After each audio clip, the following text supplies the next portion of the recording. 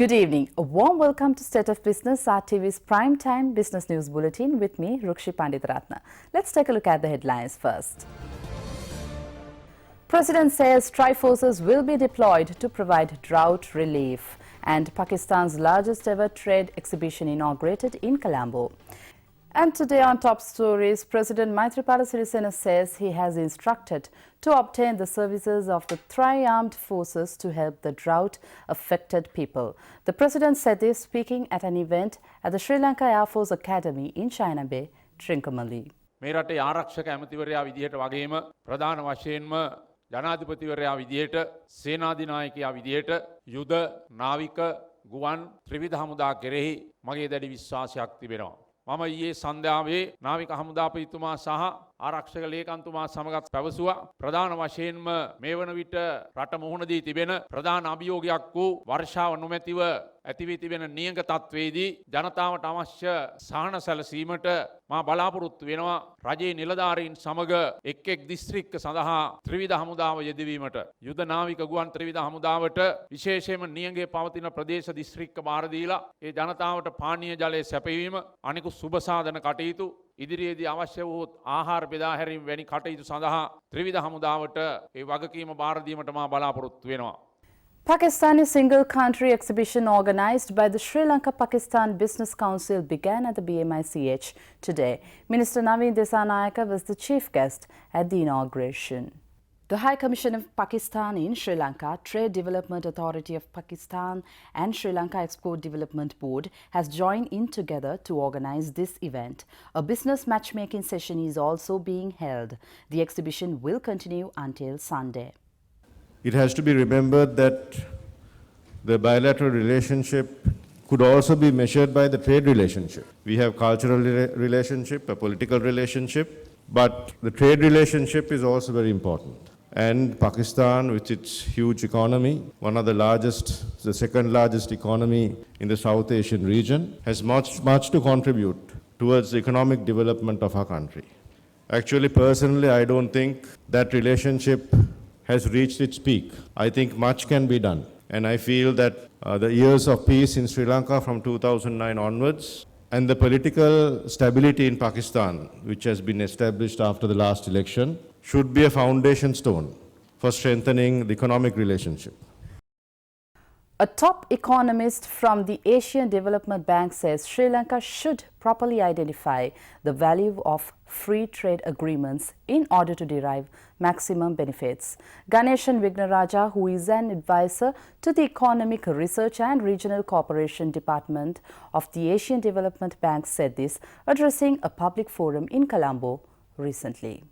The public forum titled "Has the Era of Export-Led Growth Ended? Implication for Asia and Sri Lanka" was organized by Advocata Institute. Free trade agreements are now in vogue in Asia, particularly as countries are stopping doing unilateral trade liberalization. Sadly, tariffs have reached a certain point, 8.5%.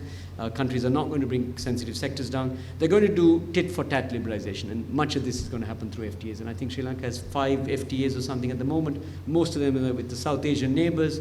There's talk of an FTA with Singapore, one with China, there's an enhanced FTA with India. We've got to think a little bit about what type of FTA liberalization we want. So the first thing to do would be to say, okay, what is a domestic reform agenda and what are we going to open up? And then we put those things into FTAs, having done that reform agenda, and we kind of lock in structural reform. So that's the way that you see in East Asia. Korea, Japan, China do it that way.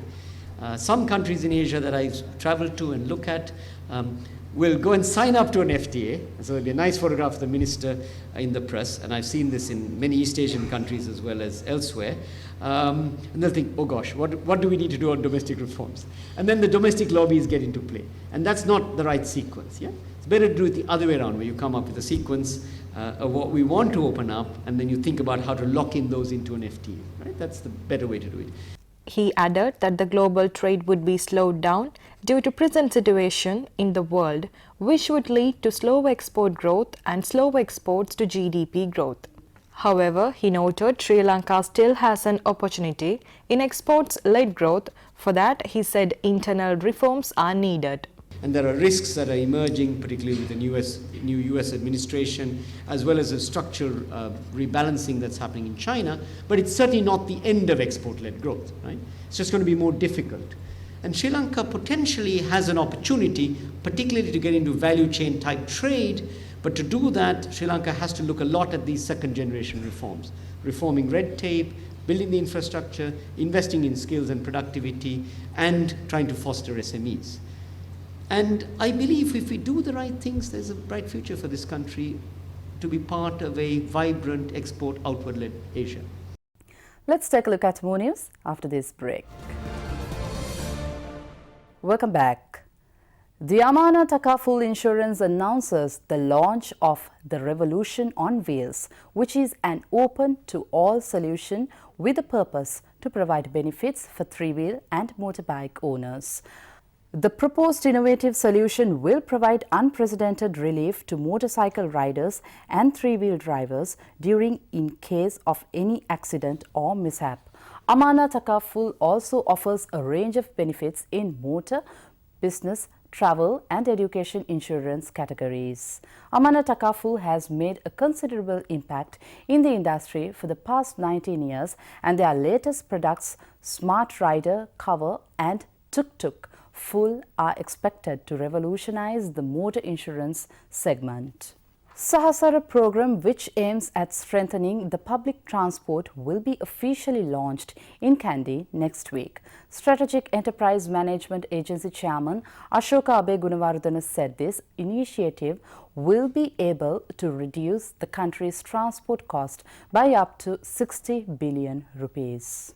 As a part of a pilot project of this program, the National Transport Commission introduced Sahasara travel cards to the public in order to study the viability. ලංකාවේ ප්‍රවාහන ශේත්‍රයේ ප්‍රශ්නේ තියෙන්නේ පාරවල් වල bus මදිකම නෙවෙයි. පාරවල් වල තියෙන බස් ප්‍රමාණය වැඩි.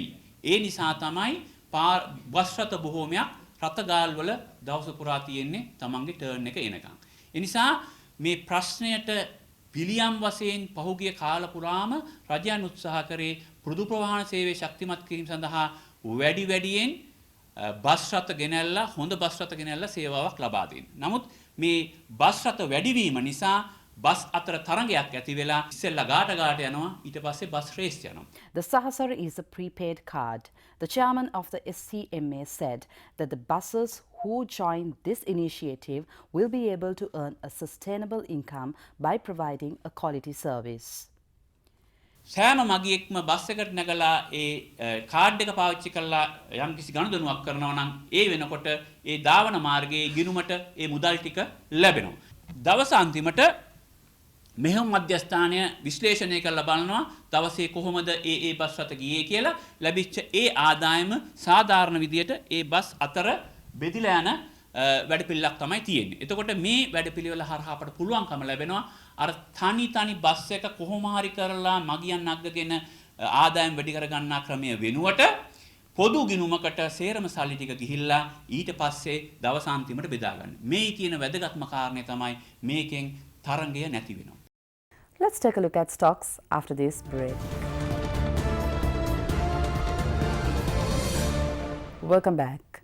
The trading at Colombo Stock Exchange ended positive for a second day in succeeding following the news that Sri Lanka could get the GSP Plus trade concessions again. The all-share price index moved up 33.18 to end trading at 6,217.72, while S&P SL 20 index propped up 21.33 to close the trading at 3,524.4. Turnover was 520 million rupees and 17.2 million shares were traded. Let's take a look at today's forex rates.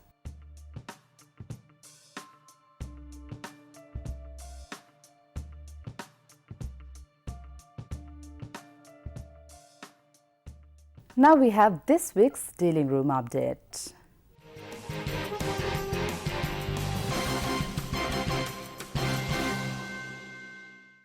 The Sri Lankan rupee closed marginally lower on Wednesday as imported dollar demand surpassed greenback sales by foreign banks. The rupee has been under pressure due to rising imports and net selling of government securities by foreign investors. Rupee forwards were active on Wednesday with 2-week forwards closing at around 150.55 to 155.65 per dollar, slightly weaker from Tuesday's close of 150.45 to 150.56. Sri Lanka's cabinet on Tuesday approved a proposal to borrow $1.5 billion from the issuance of development bonds this year. Borrowings from domestic sources are estimated to be at 1.129 billion rupees and foreign sources are estimated to be 450 billion rupees. The domestic borrowings will mainly consist of the issuance of treasury bonds and development bonds. At this week's T-bill auction, all three maturities saw a hike. 3 months increase from 8.78% to 8.97%. 6 months increase from 9.79% to 9.89%, while the 1 year increased by 9 basis points to 10.31 from 10.22%. The interbank overnight core money rate was at 8.25% to 8.30%. Repo rates held around 8.20% to 8.25%. The market liquidity as of Wednesday stood at 75.564. The bond prices last week appreciated due to excessive selling from foreign investors. The liquid bond on the 1st of August 2021 was last trading at 12.20 levels.